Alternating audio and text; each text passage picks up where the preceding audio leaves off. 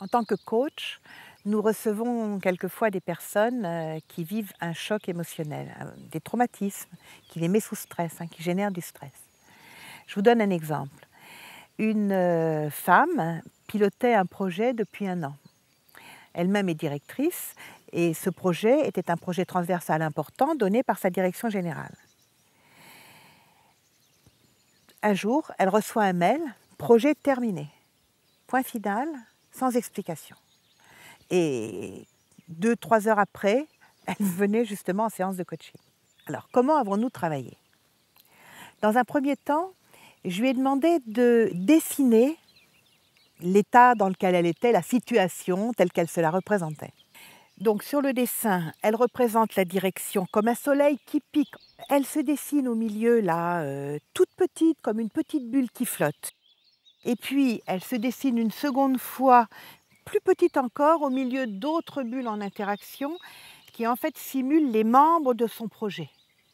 Et ses commentaires sont assez explicites. Elle dit « rien n'est posé, ça flotte dans l'air ». Et puis elle dit « je suis en état de choc, je ressens comme un poing serré au niveau du cœur ». Lorsqu'elle a transformé son état émotionnel et que sa respiration est redevenue fluide, à ce moment-là, je lui demande de redessiner, de refaire un autre dessin. Elle commence par se dessiner elle-même, suffisamment grande, entourée de l'équipe projet, qui devient la cellule mère d'une amibe.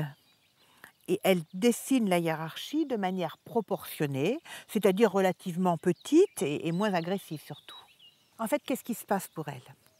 Elle réussit à exprimer qu'elle vit cet arrêt comme une trahison de la direction. Comme si la direction est en train de tuer les valeurs sur lesquelles repose son engagement professionnel.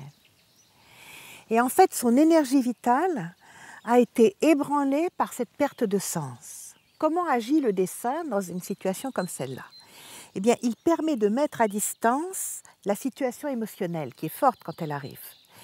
Et donc, cette prise de recul va permettre d'objectiver de plus en plus la réalité, va permettre de faire descendre la dimension émotionnelle, la tension, et en effet d'appréhender la réalité avec plus de réalisme et de prendre des décisions derrière.